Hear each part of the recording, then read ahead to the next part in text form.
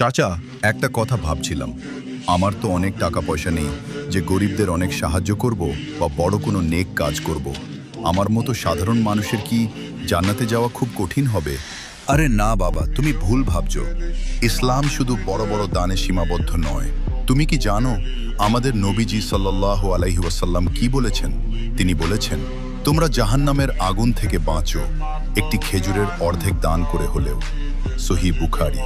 শোনো বাবা, আল্লাহর কাছে আমলের পরিমাণের চেয়ে নিয়ত অনেক বড়।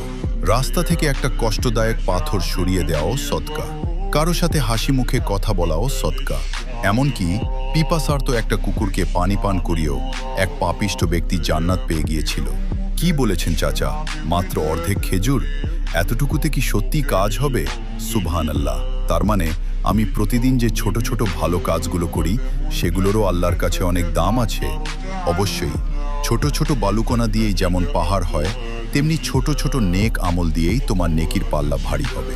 শুধু মনে রেখো, কাজটা যেন হয় একমাত্র আল্লাহর সন্তুষ্টির জন্য। আলহামদুলিল্লাহ, আজ থেকে আমি কোনো ছোট ভালো কাজকেও অবহেলা করব না। অনেক ধন্যবাদ চাচা, আমার ভুল ভেঙে দেওয়ার জন্য।